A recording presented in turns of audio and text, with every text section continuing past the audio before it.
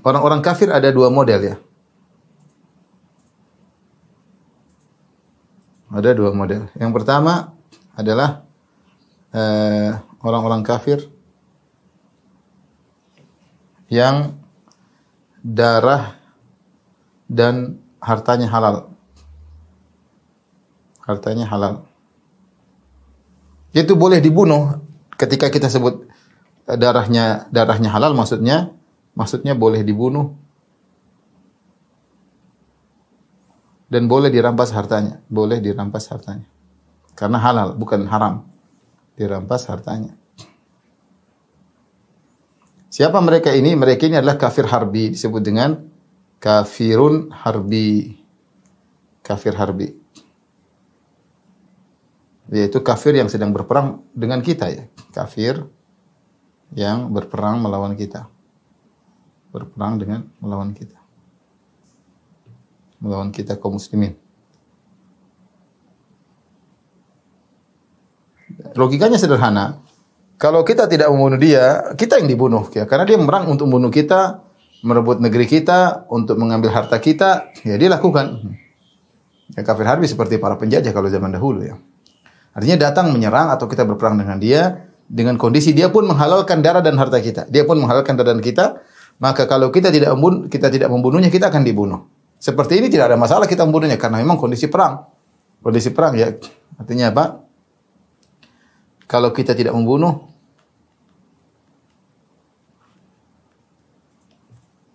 bunuhnya, maka kita yang dibunuh.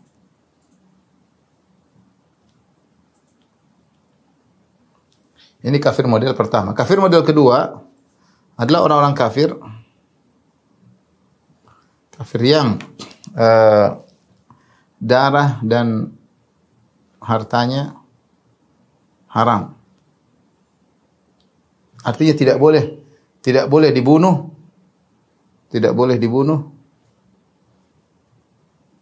dan tidak boleh diambil hartanya dengan cara yang haram, tidak boleh direbut hartanya. Ini saya perlu menjelaskan ini karena kafir tidak satu macam. Ya. Ini ada 3 model. Kafir yang seperti 3 model. Yang pertama disebut dengan kafir zimmi. Kafir zimmi. Kafir zimmi adalah orang kafir yang tinggal di bawah kekuasaan kaum muslimin. Di bawah kekuasaan negara Islam. Dahulu ada seperti kafir zimmi, tinggal di zaman Khulafa ar-Rasyidin, di zaman Abu Bakar, zaman Umar, zaman Utsman, zaman Ali, dan di zaman para khulafa. Ya, mereka tinggal dan mereka diwajibkan untuk bayar jizyah. Jizyah itu semacam uang atau upeti yang harus dibayarkan sebagai bentuk ketundukan kepada negeri tersebut, namun mereka tidak kena zakat.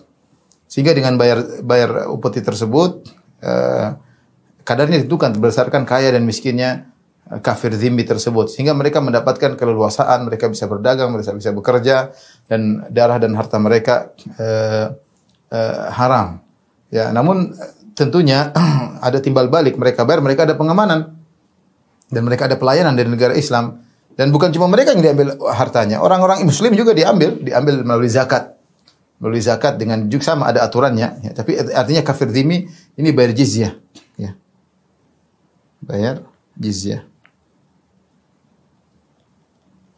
Kafir yang kedua, ini juga tidak boleh dibunuh, adalah kafir mu'ahad. Kafir mu'ahad.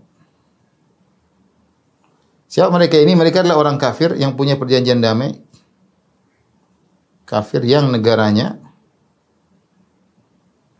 punya perjanjian damai dengan negara kita.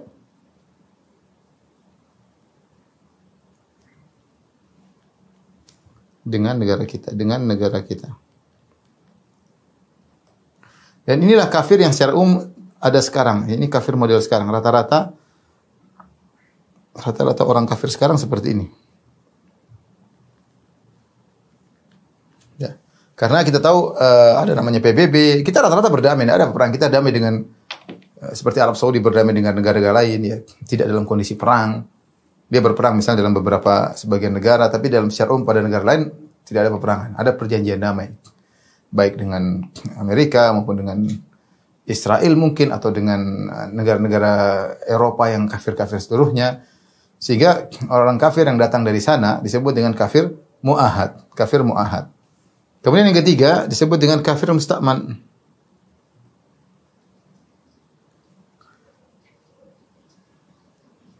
Kafir musta'man, yaitu orang kafir yang mendapat pengamanan. Orang kafir dari negeri yang sedang berperang, sedang perang, tapi dapat jaminan keamanan.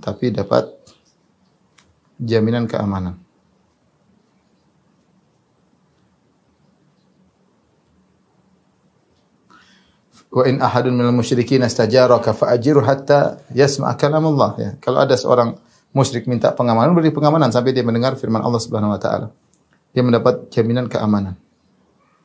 Meskipun kita sedang berperang dengan mereka. Contohnya delegasi utusan dari negara tersebut, intinya dia masuk dengan pengamanan. Tiga model orang kafir ini tidak boleh dibunuh.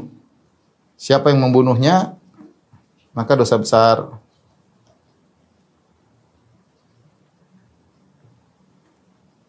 Maka dosa besar. Kata Nabi SAW, man qatala mu'ahadan lam yarah raihatul jannah. Siapa yang membunuh kafir mu'ahad, dia tidak cium bau surga. Artinya, siapa yang membunuh kafir mu'ahad tidak akan cium bau surga. Tidak cium aroma surga. Ini menunjukkan dia terjerumus dalam dosa besar. Tidak boleh. Ya. Meskipun dia kafir, tidak boleh kita bunuh. Ya. Makanya di antara tidak semua orang kafir boleh dibunuh. Contoh sederhana, Nabi Musa alaihissalam pernah salah. Nabi Musa alaihissalam pernah membunuh seorang kafir dari pengikut Fir'aun. Padahal tidak ada peperangan antara Bani Israel dengan Fir'aun. Ya. Sebagaimana Allah sebutkan dalam surat Al-Qasas. Kata Allah Subhanahu wa taala, "Fawakazahu Musa faqada alaih." Nabi Musa ingin menyelamatkan seorang dari Bani Israel, kemudian Nabi Musa mukul orang dari Israel, dari Aqbat, dari suku Kipti, dari sukunya Fir'aun. Faqada alaih, ternyata Musa membunuhnya. Akhirnya dia minta ampun kepada Allah.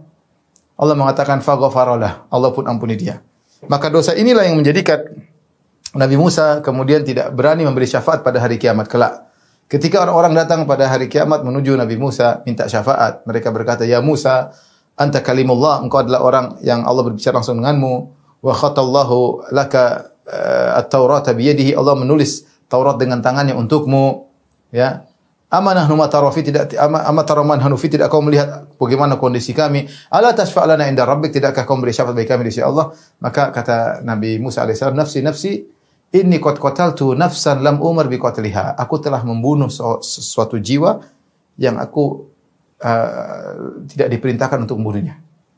Aku membunuh seorang yang tidak diperintahkan untuk membunuhnya. Jadi kalau orang kafir tersebut bukan kafir harbi, tidak halal darah dan hartanya, maka tidak boleh kita bunuh. Kalau kita bunuh terjerumus dalam dosa besar.